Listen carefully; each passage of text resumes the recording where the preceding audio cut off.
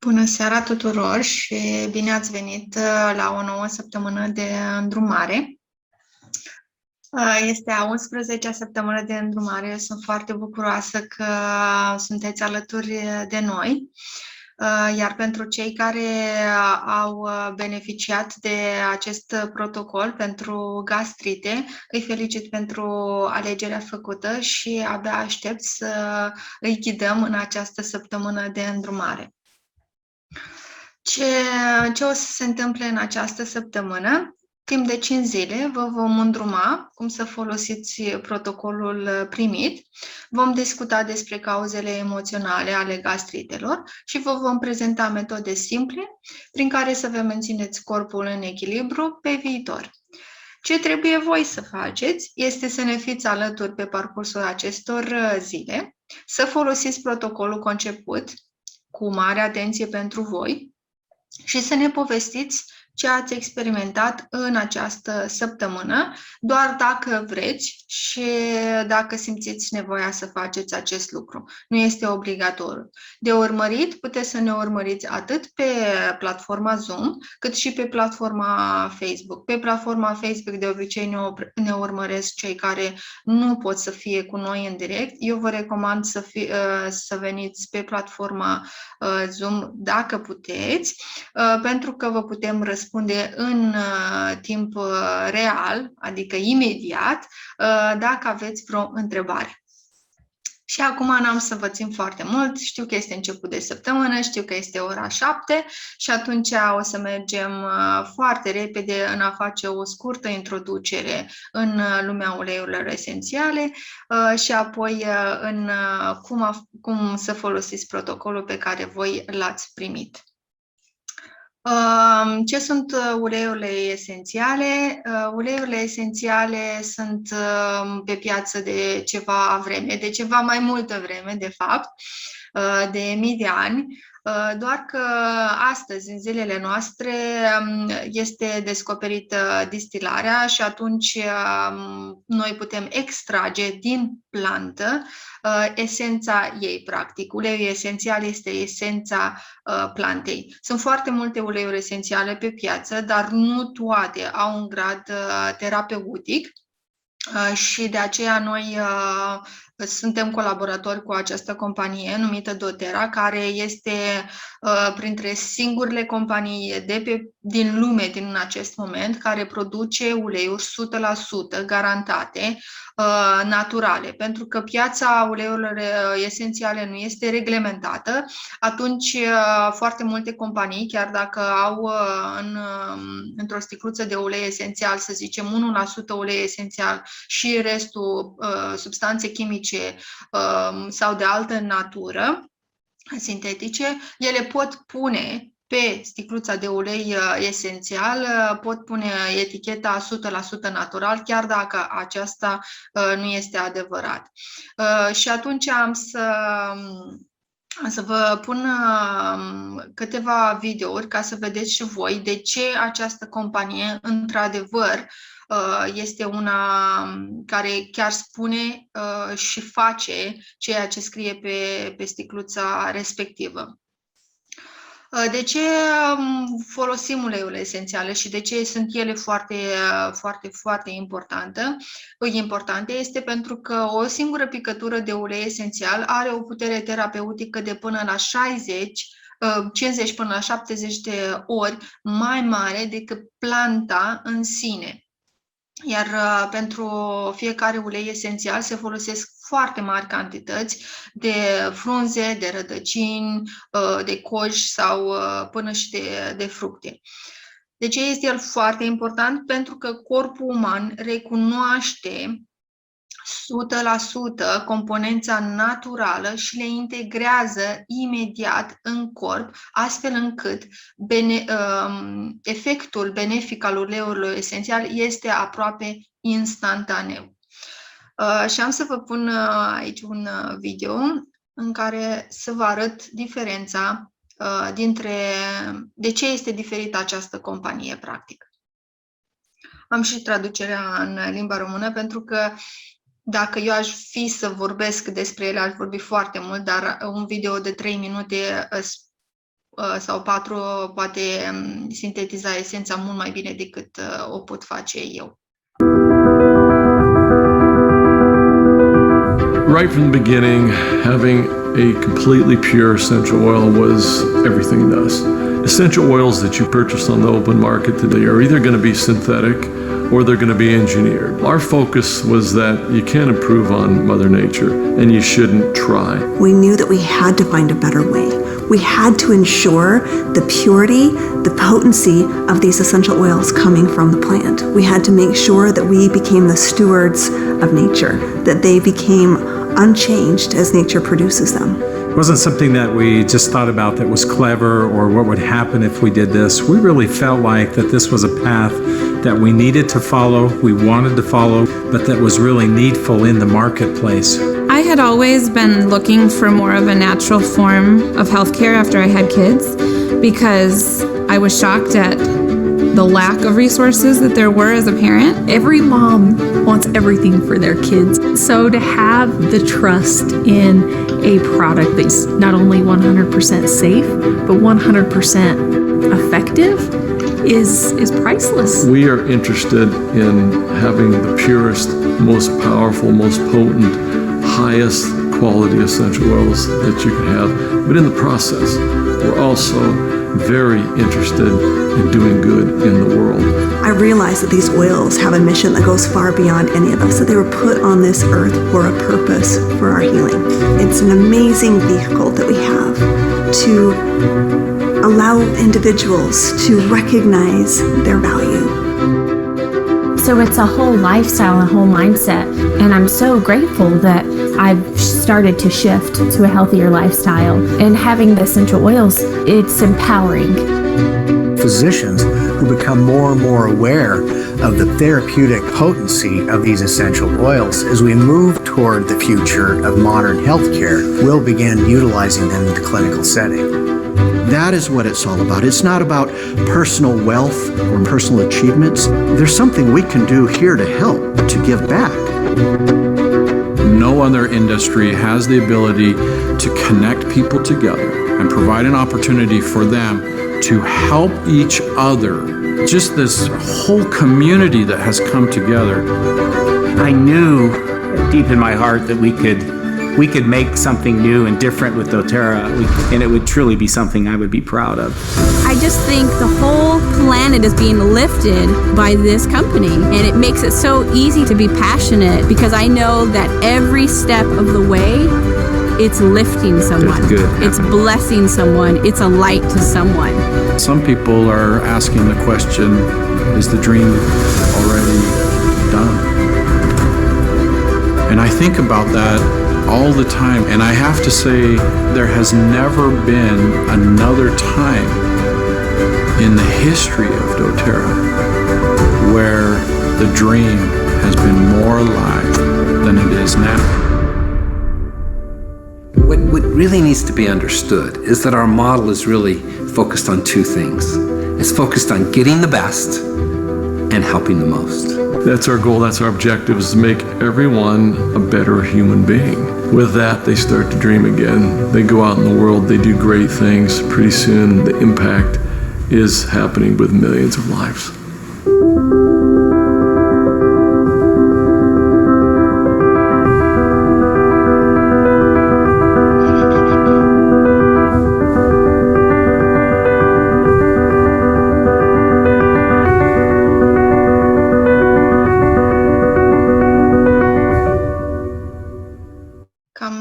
Despre asta este vorba în companie și eu sunt foarte bucuroasă că fac parte din ea, pentru că ei nu doar se focusează asupra calității uleiilor, ci și ajută cultivatorii și aduc uleiurile din diferite părți ale lumii, acolo unde planta are originea și are capacitățile și calitățile cele mai bune. Nu putem, de exemplu, planta, să vă dau un exemplu, putem aduce arborii de lămâie în România, perfect de acord cu voi, îi putem crește, dar calitatea solului, apa și chiar clima nu o să fie la fel de prielnică pentru ei, cum este, de exemplu, în Italia sau în Brazilia. Și atunci ei se duc și aduc uleiurile esențiale de acolo, din Brazilia sau din Italia, lucrând cu oameni care deja au plantațiile lor și fac asta cu pasiune de generații și de foarte multe generații. O să vedeți foarte mult că noi o să vorbim despre gradul terapeutic. Pe piață sunt foarte, foarte multe uleiuri esențiale, dar nu toate dintre ele sunt benefice și pot fi utilizate. Sunt uleiuri esențiale, așa cum ați văzut și în acest video, sintetice, sunt uleiurile esențiale alimentare și sunt uleiurile esențiale terapeutice. Doar 1% din aceste uleiuri esențiale sunt terapeutice. Și de ce este foarte importantă această certificare ca fiind terapeutic? Pentru că dă siguranța în ceea ce privește calitatea uleiurilor. Fiecare sticluță care poartă această inscripție CTPG, ceea ce înseamnă certificat pur cu grad terapeutic, ajută la identificarea calității și verificarea autenticităților. Este singura companie pe care eu am descoperit-o pe piață, care vă permite verificarea codului. Fiecare sticluță are pe spate un cod și vă permite verificarea calității și vizualizarea raportului de testare a uleiurilor esențiale, precum și sursa de proveniență a plantei din care s-a extras uleiul esențial și metoda de obținere. Toate aceste informații le găsiți pe www.source2u.com. Sunt informații pe care fiecare dintre noi le poate accesa. Nu există până acum, eu n-am întâlnit o companie care să fie atât de transparentă. În continuare, ca să înțelegeți mai mult despre acest grad terapeutic, la fel am să vă dau share la un video scurt ca să înțelegeți și voi despre ce vorbesc eu aici. And quality is the defining factor of whether or not an essential oil is actually going to accomplish what you and I would like it to.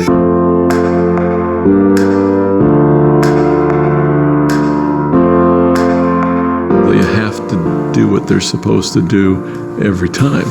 People have a very high expectation of doTERRA's essential oils, that they're going to get the results that they expect. And so we cannot compromise on quality. Each oil goes through a battery of tests.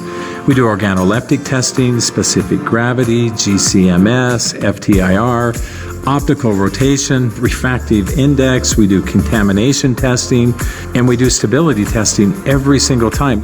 Quality is job one, and it's at the heart of what we do to ensure that every oil is exactly what we advertise it to be. Pure, efficacious, and people can get repeat results, and they know the results that they're going to get. We take great steps in not just determining the purity of the oil, but understanding in great detail the potency through where we get the plant from, how we distill the essential oil, and how we are protective of that process all the way through. That then gives us an essential oil that has the value that we've all come to expect from doTERRA. As we source essential oils, quality is at the heart of everything we're doing. When we look for a partner, we look for a partner with knowledge of the plants, knowledge of the distillation processes, knowledge of the chemistry, and someone that we can work with that understands the importance of that. We need partners who are committed to the same cause that we are, which is providing the best oils in the world. This is why doTERRA came to be. We knew that we had to have an essential oil that we could depend on, that would work every single time. It didn't exist in the marketplace. We knew that we had to go out and create it, which meant we're working with farmers on the ground in 46 countries and growing, so that every single family, every single individual can open up a doTERRA bottle and know they're going to get effective results every single time.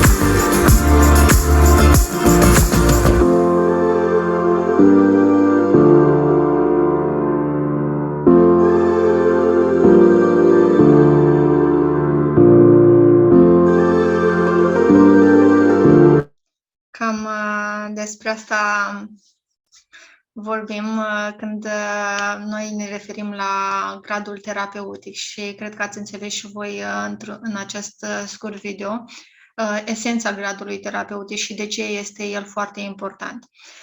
Acum am să vă explic cam în mare cum se folosesc ele. Sunt trei metode de folosire a uleiurilor esențiale: aromatică, topică și internă. Despre partea internă să vă spun imediat, pentru că pe piață chiar nu sunt uleiuri esențiale care sunt recomandate să se ia intern, iar doTERRA produce uleiuri esențiale pure, care într-adevăr se pot lua intern. Aromatic. Aromatic este practic prin inhalare din sticluță, sau puneți câteva picături în mână și inhalați din mână, sau utilizând difuzoare. Este cea mai rapidă cale de utilizare a uleiurilor esențiale, deoarece nervul nostru olfactiv pornește de aici și se duce până în spatele capului și este legat la sistemul limbic. Sistemul limbic, practic, este sistemul sau partea noastră din creier care are legătură cu memoria, cu a ne aminti diverse emoții și trăiri. Și atunci, de foarte multe ori, foarte multe persoane ne spun că dacă au mirosit uleiuri esențial de lavandă, de exemplu,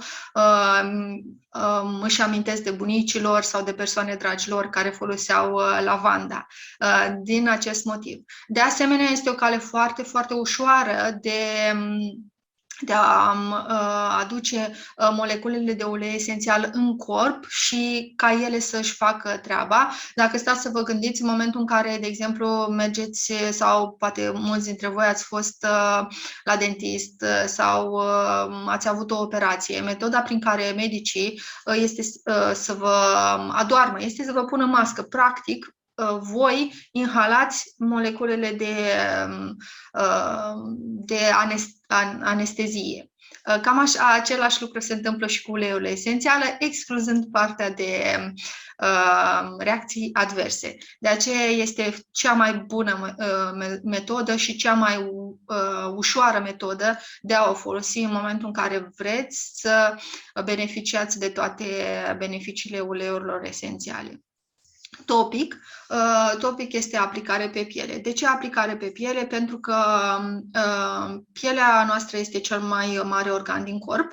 Uleiurile esențiale, foarte multe dintre ele, nu se pun nediluate pe corp și noi spunem acest lucru și am să spun de câte ori pot, ele trebuie diluate. Sunt foarte, foarte puternice și acum v-am zis la începutul prezentării, sunt de 50 până la 70 de ori mai puternice decât planta în sine și acest lucru vă poate crea sensibilitate. De aceea,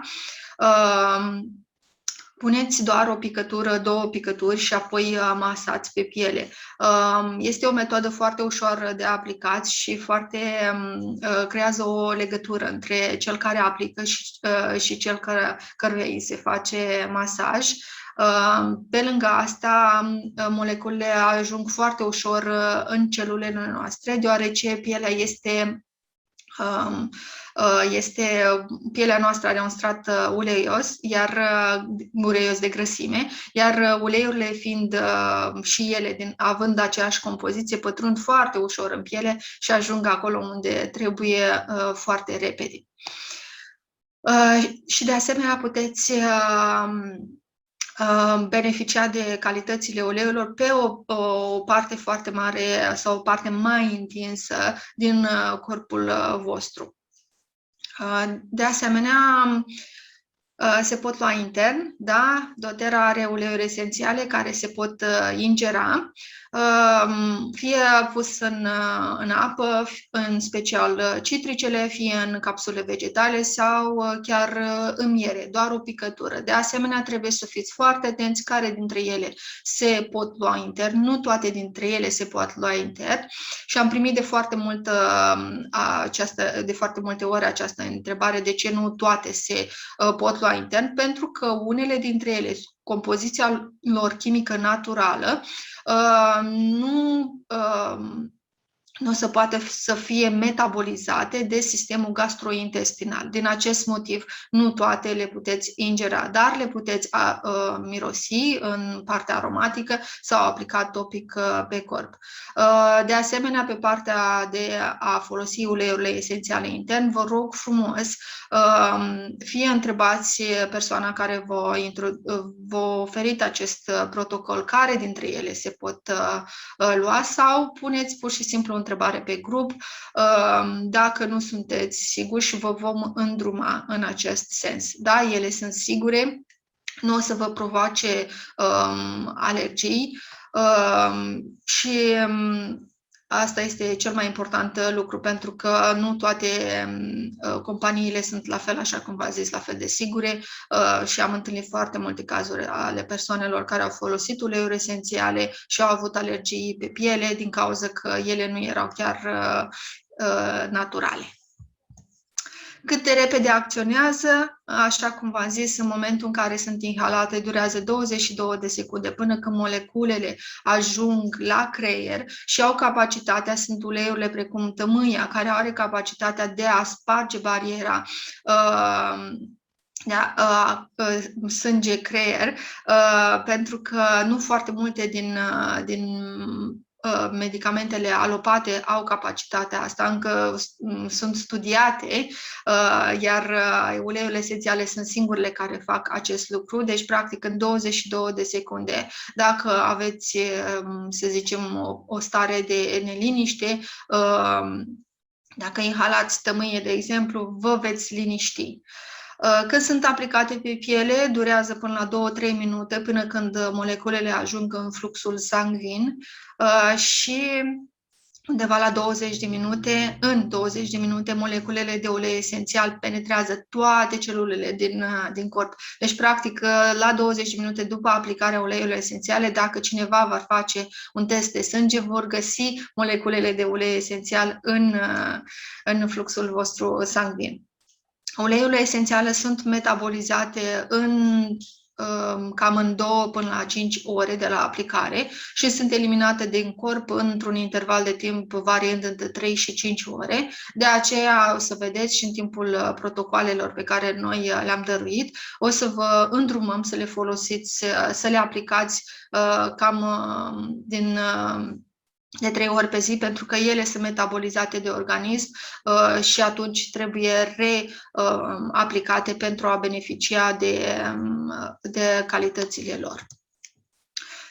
Diluția uleiului esențial, așa cum v-am spus, este foarte importantă, pentru că, de exemplu, o sticluță de 5 ml de ulei esențial are până la 75 de picături de ulei esențial pe care puteți să-l folosiți în diverse metode și pe o perioadă mai lungă de timp, pentru că, de exemplu, pentru un blend la copii, folosiți 1 sau 2 picături în 10 ml de ulei purtător, în funcție, bineînțeles, de situație și de gravitatea situației, iar pentru adulți se pot pune mai multe picături, dar la fel în funcție de gravitatea situației. Blendurile pe care noi vi le-am oferit sau amestecurile pe care noi vi le-am oferit sunt deja diluate. Așa cum v-am zis la începutul prezentării, acest protocol este făcut cu grijă pentru a nu provoca nicio complicație sau nicio alergie de niciun tip. Protocolul pentru gastrite. Ați primit din partea noastră 5 capsule de Terazyme. Este un complex de enzime și vă sfătuim să luați o capsulă după masa principală.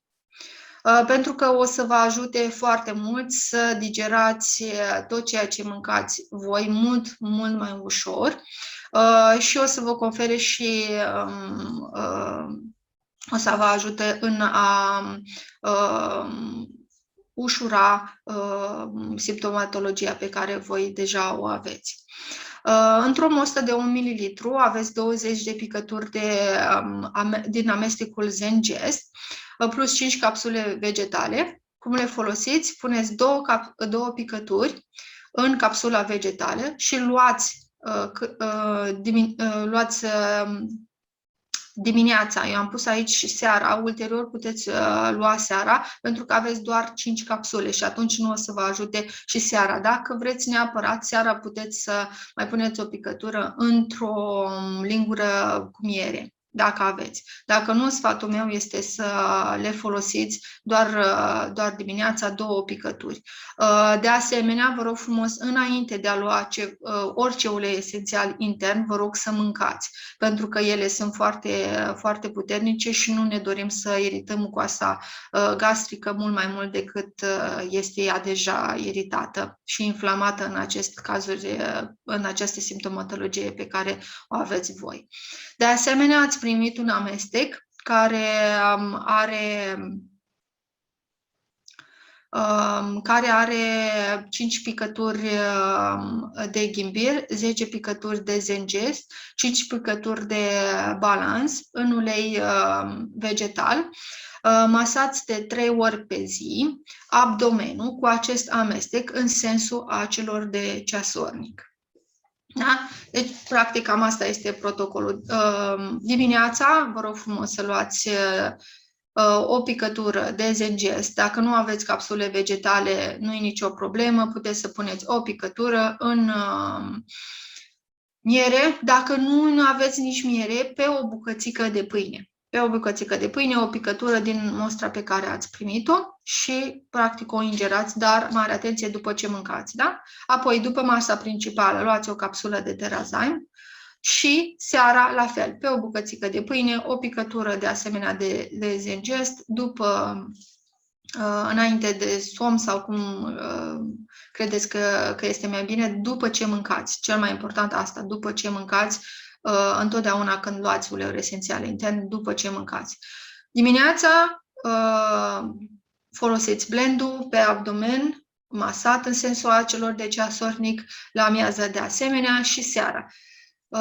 Pentru că ele sunt eliminate din corp și trebuie aplicate din nou pentru a vedea că ele funcționează și ele chiar funcționează. Ideea este ca voi să urmați protocolul așa cum vi l-am prezentat eu în această seară. Dacă vreți, puteți să faceți o poză la el ca să-l aveți în telefon și să vă fie mult mai ușor. Ideea este să-l folosiți și să-l folosiți timp de 5 zile pentru a vedea beneficiile. Dacă folosiți doar dimineața și uitați să le luați pe celelalte, nu o să vedeți mari schimbări și atunci o să ziceți că uleurile esențiale nu vă folosesc sau nu aduc nicio schimbare în viața voastră. Cel mai important, da? Le folosiți în modul în care vi l-am recomandat noi în această seară și fiți consistenți. Este vorba doar de 5 zile în care să folosiți un protocol. Poate ați folosit tratamente alopate timp de 10 de ani, care până în momentul ăsta nu v-au făcut sau nu v-au ajutat în a reuși să ameliorați ceva. Și atunci sfatul meu este, dați-vă 5 zile pentru a folosi acest protocol, pentru a vedea că el funcționează. Am invitată în această seară pe Simona Lebada, care o să ne spună și despre cauzele emoționale ale gastritelor, pentru că și ele sunt foarte importante. Practic 50% din cauzele pe care noi le avem, din simptomatologiile din punct de vedere fizic pe care noi le avem, sunt din partea emoțională. Într-adevăr, și partea fizică contează, chiar și partea chimică, și când mă gândesc la partea chimică mă refer la ceea ce mâncăm, la stilul nostru de viață, dar partea emoțională contează și ea într-o proporție foarte, foarte mare. Și am să o las pe Simona să ne spună despre cauzele emoționale ale gastritelor. Bună seara, Florina, bună seara tuturor! Uite că am și eu emoții, că n-am mai vorbit de mult la rubrica asta despre cauzele emoționale. Însă o să fiu, zic eu, sau sper eu, scurtă și clară. În gastrite, chiar eu am întâlnit foarte multe situații de genul acesta în experiențele pe care le-am avut până acum cu uleiurile esențiale. Așa cum a menționat Sorina mai devreme, este foarte important să înțelegem de ce am ajuns în situația în care suferim anumite simptome. Ei bine, corpului este suficientă o secundă de șoc pentru a porni acest bulgăre al simptomatologiei. Și noi, practic, dintr-o secundă de stres, putem ajunge în situația în care suferim de, hai să spunem, gastrită. Dacă tot e astăzi tema aceasta. Însă, acum vreau să vorbesc despre situația la general, ce se întâmplă la general, pentru a ajunge să suferim de orice tip de boală. Da? Așa cum Sorina foarte frumos v-a explicat despre cum ajunge informația la creierul limbic, ei bine, informația asta ajunge datorită unor emoții acolo și nu doar cele pozitive în care mirosim lavanda și ne simțim într-un câmp de lavandă, da? Și cele care sunt mai puțin plăcute, da? Cum e un accident, cum e o ceartă cu cineva. Ce face creierul în momentul acela, practic? El fotografiază acel moment, da? Și acea fotografie rămâne stocată în hardul nostru și se repetă continuu până când înțelegem care este scopul, da? Acelei emoții. Ei bine, în situația gastritei, ca să vorbim și de particular, în această situație vorbim despre un conflict de furie nedigerabilă în teritoriu. Lucrul ăsta se poate întâmpla și acasă, și în familie, și în mașină, și la serviciu. Depinde foarte mult ce considerăm noi că este teritoriu. Da? Dacă pentru o femeie mai mult înseamnă teritoriu cuibul ei, da? Casa ei, copiii ei și așa mai departe, noi spunem așa, a meu, tot ce e a meu, da? La bărbat, conflictul de teritoriu poate fi legată de teritoriul de vânătoare. De obicei, la ei e ceva mai simplist, serviciu, mașina, lucrurile cu care fac anumite deprinderi, hai să spunem așa. Ce se trăiește la nivelul intens în acel moment? Furie, dezgust și repulsie, practic, da? Asta se poate întâmpla primind niște vești neașteptate, care ne surprind, la care nu ne așteptam. Chiar și un cuvânt din partea unei persoane de la care efectiv nu ne așteptam să le primim. Ce facem noi în general când se întâmplă un astfel de lucru? Încercăm să ascundem. Da? Ei bine, acel moment în care încercăm să ascundem că ne simțim în disconfort, da? Este momentul în care creierul începe să asocieze tot ce se întâmplă în jurul nostru cu acea problemă. Da? Și de multe ori noi în astfel de situații ce facem?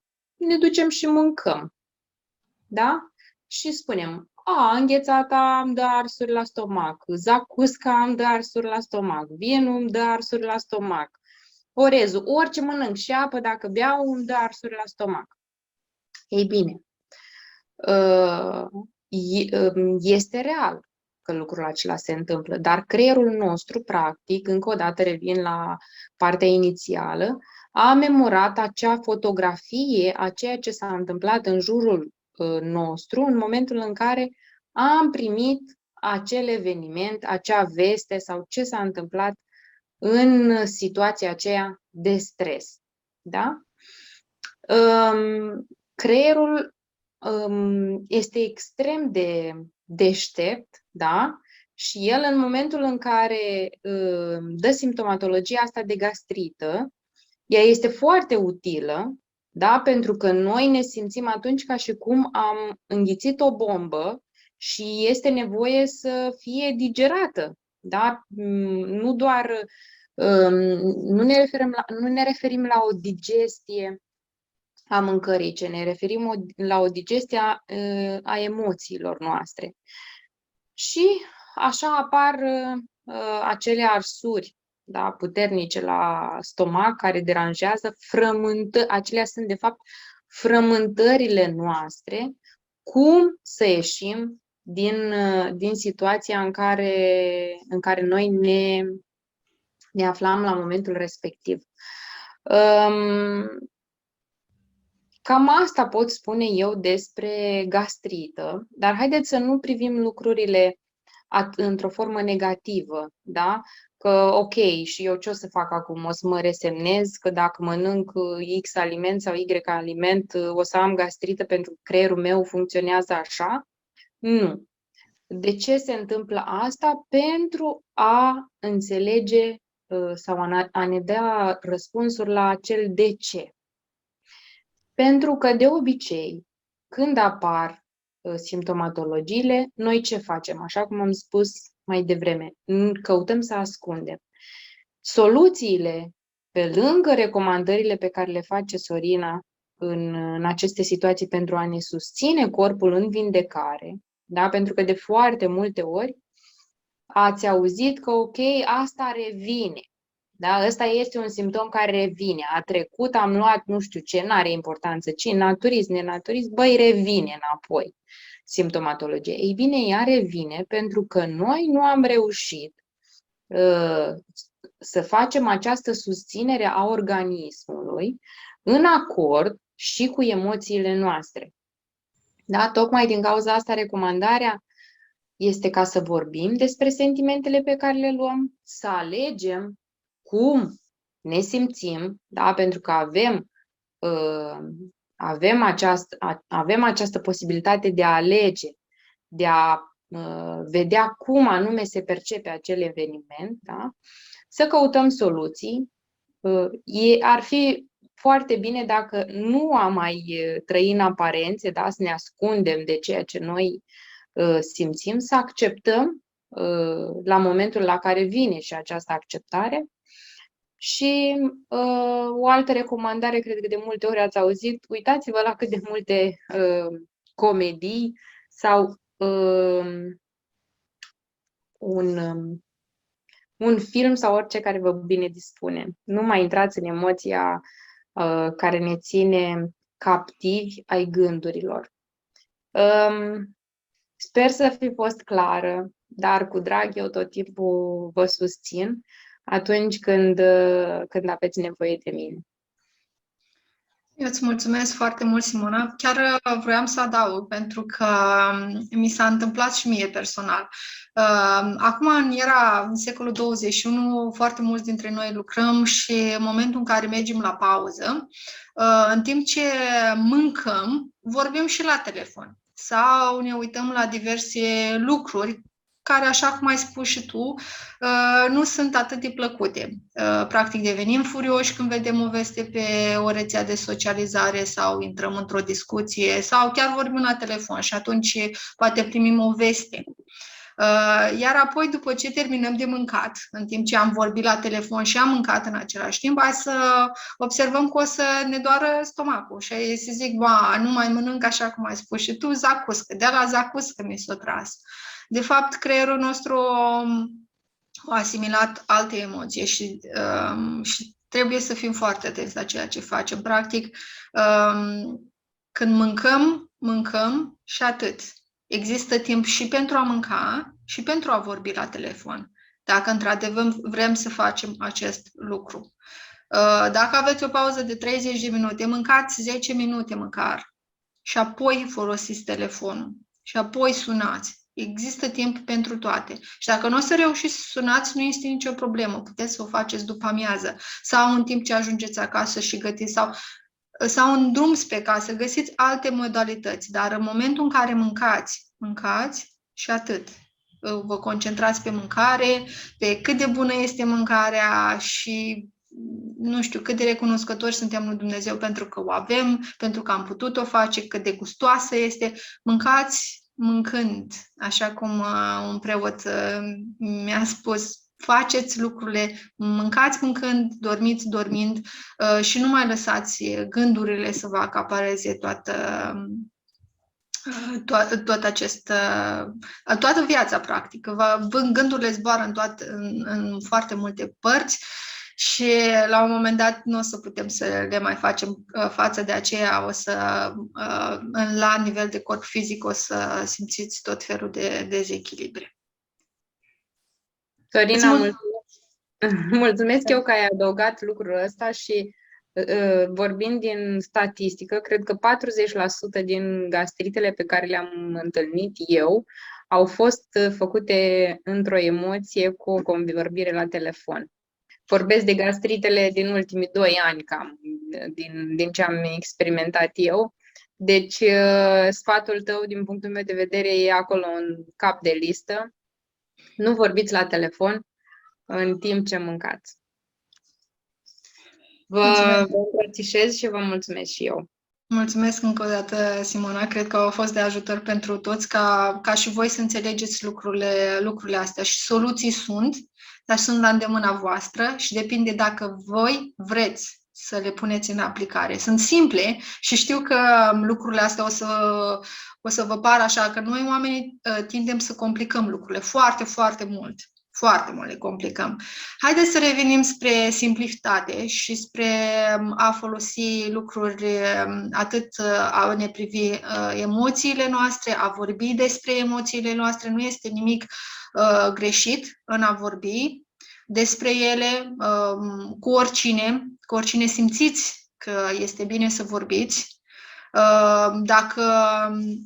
Chiar dacă nu simțiți că vreți să vorbiți cu cineva, acum am să o las pe Anca să ne explice de tehnica jurnalului, pentru că din punctul meu de vedere, mai ales în zilele noastre în care nu toată lumea este de încredere, să zic așa, și avem încredere în chiar oricine, de a ne spune chiar și cele mai intime gânduri ale noastre, în momentul în care le scriem pe o foaie de hârtie, o să vedeți că o să vă simțiți mult mai bine. Și dacă vreți, puteți să ardeți foaia de hârtie, să o aruncați, să faceți ce vreți cu ea. Ideea este să eliberați sentimentul acela de povară, pentru că foarte, foarte multe lucruri și foarte multe dezechilibri în plan fizic se întâmplă din cauza că oamenii practic pun poveri sau iau poveri asupra lor și nu știu să le elibereze. Da, scrisul, un jurnal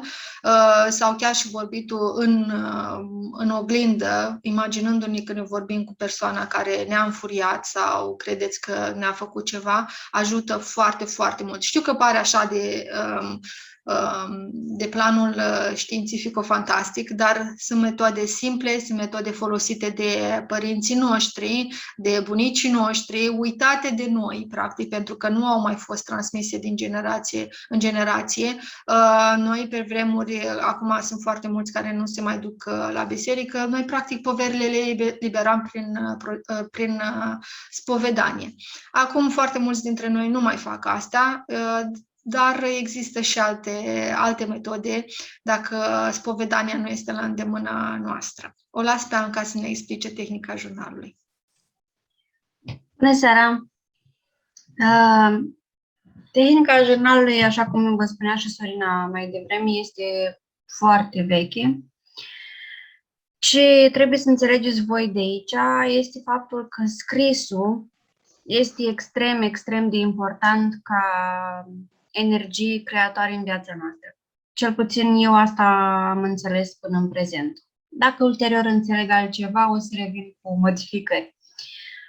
Ideea e în felul următor. Din punctul meu de vedere, eu care am folosit tehnica asta de câțiva ani de zile, am observat că în momentul unei stări, și vorbim în săptămâna asta de gastrită și din păcate sau din fericire am experiență cu gastrita de pe vremea când se lua bariu ca să vezi la ecograf dacă ai sau nu ceva, biologic vorbind, fizic. Însă tehnica jurnalului vă ajută și vă duce, vreți, nu vreți, într-o stare de introspecție. Sună așa pompos, dar de fapt despre asta e vorba. Și în momentul în care vă duceți către voi în interior și vedeți că poate în secunda asta aveți o arsură la stomac sau vă doare un pic stomacul, s-ar putea să realizați că acum 5-10 minute voi enerva șeful. Și s-ar putea să realizați că poate săptămâna trecută, fără să vă dați seama, ați făcut un pic de relaxare, așa, ați inspirat și ați expirat și după un exercițiu de respirație s-o mai liniștit. Și apar întrebările, cum de s-o liniștit? Că toată lumea ne direcționează să facem alte chestii când doare stomacul, da? Eu nu contest. E bine și atenția la ceea ce mâncăm, dar astea sunt de moment. Pe noi ne interesează aici ce facem ca să ajungem în punctul de prevenție, în așa fel încât să fim mereu bine. Să eliminăm cât putem de mult, aproape spre complet, situația asta care ține de stomac. Din punctul meu de vedere, în cazul meu, e foarte bine. După ani de zile, eu am 37 de ani, am descoperit situația cu stomacul, cred că aveam vreo 20, parcă. Deci sunt foarte mulți ani și în momentul ăsta sunt bine. Bine înseamnă adică fără crize săptămânale, lunare și așa mai departe. Revenim la tehnica jurnalului. Scrisul este foarte important. Aveți aici, e foarte important, cine începe în seara asta și sper că toți.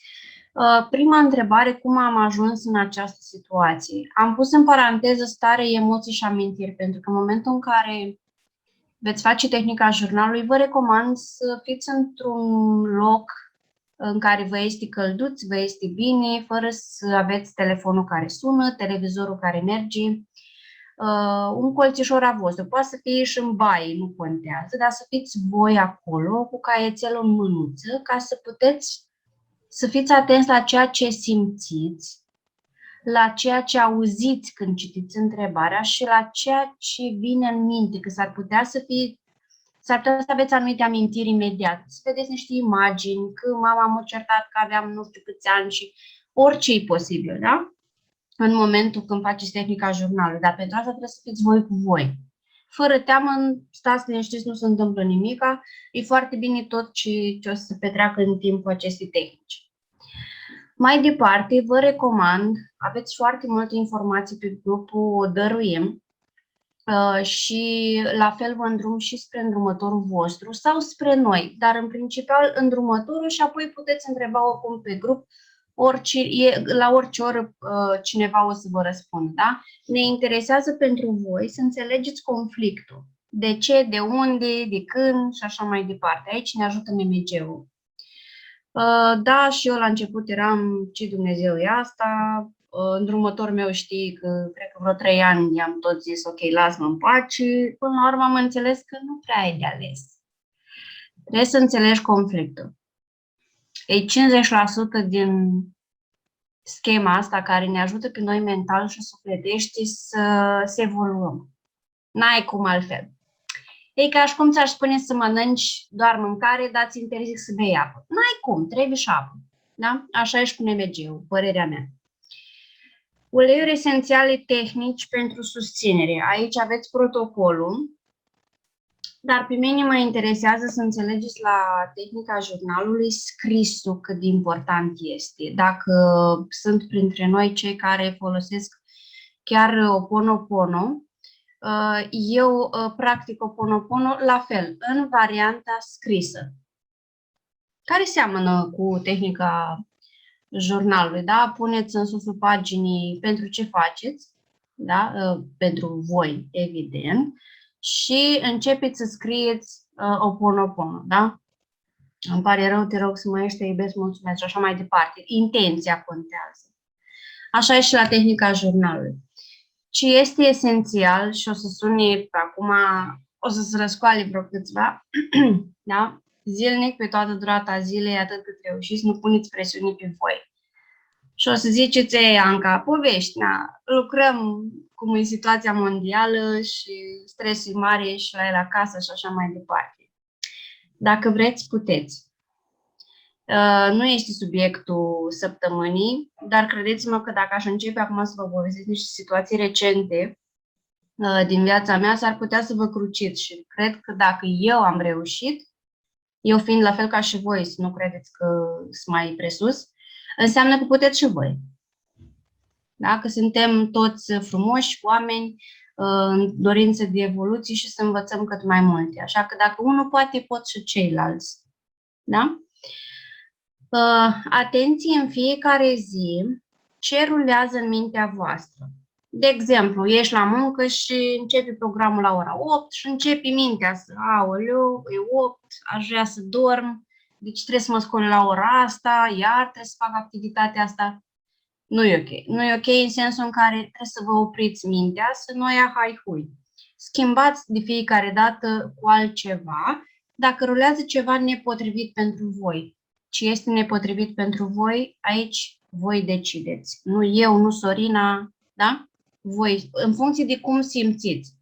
Dacă nu e ok că rulează treaba asta cu am ședință cu șeful în jumătate de oră și nu-mi convine, schimbați, mai ales că dimineața sunteți încă în stare alfa între ei, da? Nu sunteți nici 30% dacă n-ați băut cafea și nici somnoroși în sensul că dormiți pe voi, da? E între, da? Și în stare alfa orice e posibil. Schimbați programul cu e o zi minunată, sunt sănătos, mulțumesc că m-am trezit, este mâncare în frigider, ce vreți voi frumos. Astăzi mă văd cu iubita, nu știu, ceva frumos din viața voastră ca să schimbați acel program. S-ar putea să fiți nevoiți la început să faceți asta non-stop.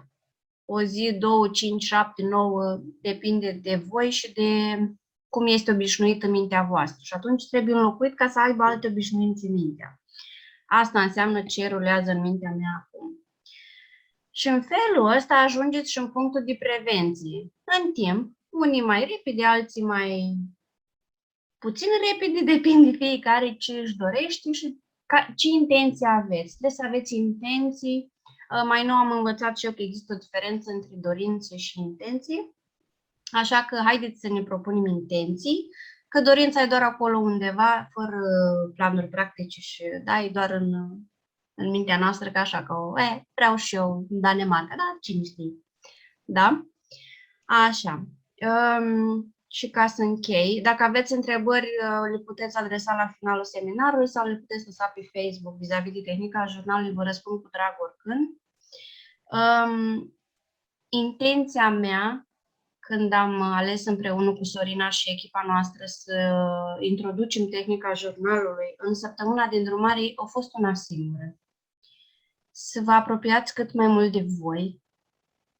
Chit că la început poate e dureros, poate e neplăcut, Credeți-mă că toți am trecut pe acolo și știm ce înseamnă. De aia stăm acum în fața voastră și ne dorim să reușiți și voi. Fiți blânzi cu voi. Eu una sunt masochistă și acum de multe ori și lucrez la asta, deci să nu credeți că e cineva perfect pe aici. Da? Și aduceți-vă aminte să vă relaxați. Asta ce înseamnă? Mintea.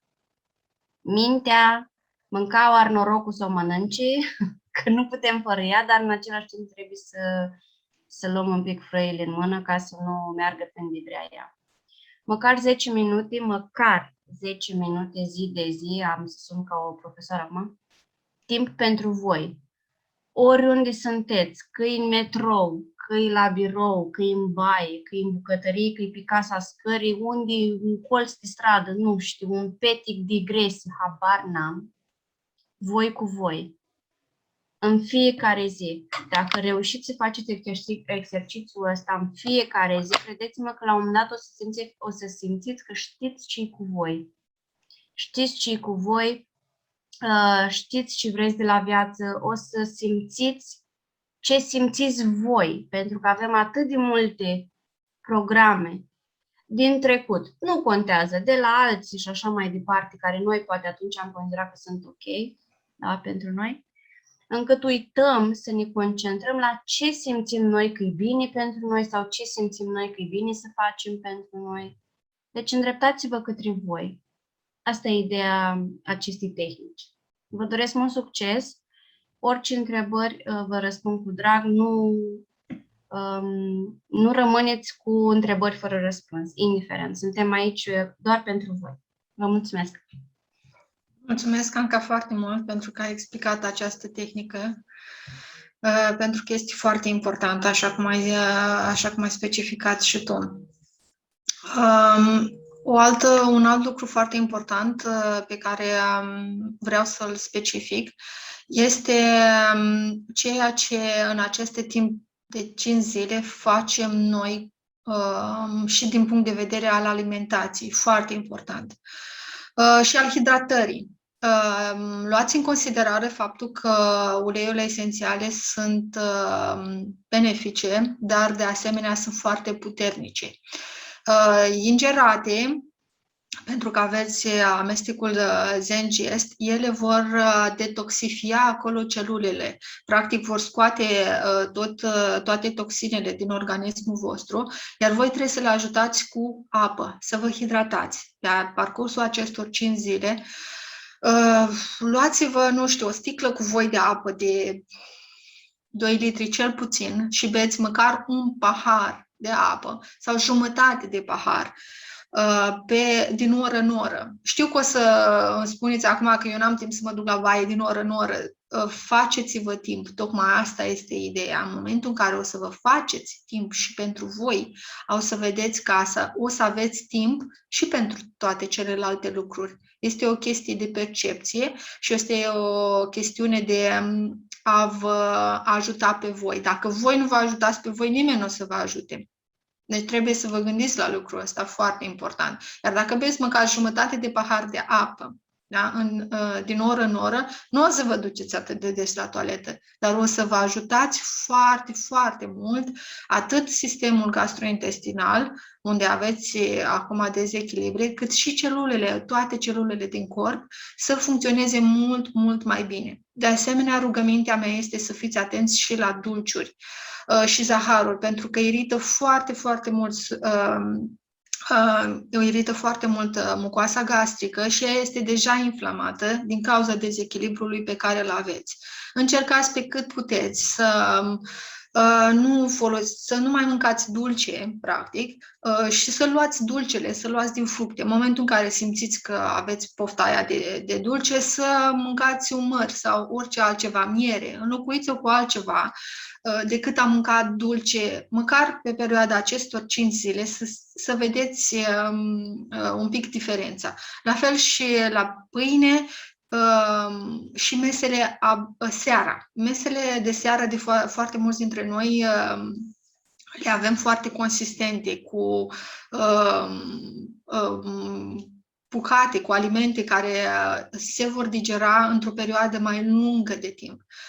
Chiar dacă mâncați carne, de exemplu, puneți lângă carne o salată sau murături, dar să nu fie foarte sărate, pentru că iarăși o să vă deshidratați în timpul nopții și noaptea noi avem nevoie de somn, nu de a ne trezi în timpul nopții să bem apă, pentru că în timpul somnului corpul nostru se regenerează și atunci ar fi bine să lăsăm și să facă treaba.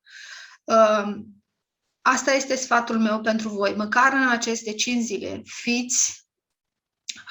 fiți cu voi și aveți grijă de voi. Știu că poate în această săptămână sunt înscrise foarte multe mame care sunt ocupate, au și servici, copii și toate astea. Și o să vi se pară un pic prea mult, dar dacă, așa cum am spus și Anca, dați-vă și acordați-vă măcar alea 10 minute. 10 minute, de 3 ori pe zi, o să vedeți cât de mare diferență o să facă în viața voastră. Dimineața eu chiar recomand sucuri de fructe și țelina minunată, bețele alea Apio, nu țelina noastră românească, pentru că are un gust mai iute. Apio sau țelina aia care o găsiți bețe în supermarketuri are o cantitate de apă foarte mare și atunci o să vă ajute și pe voi în dezechilibru pe care îl aveți și să vă ajute să hidratați și corpul. Eu, de exemplu, fac sucul de seara, îl pun în frigider și plec cu el la muncă dimineața.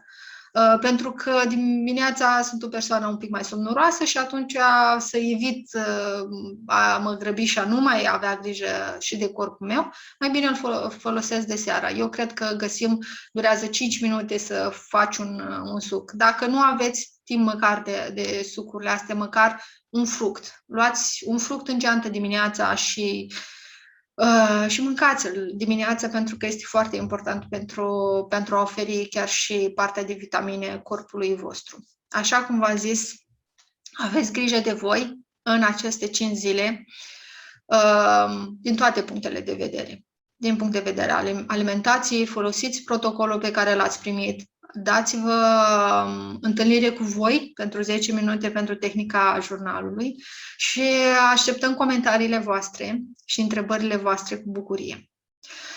Mâine o să descoperim mai multe informații despre gastrite și despre beneficiile protocolului dăruit. O să intrăm mult mai în detaliu în ceea ce privește fiecare ulei și Terazyme.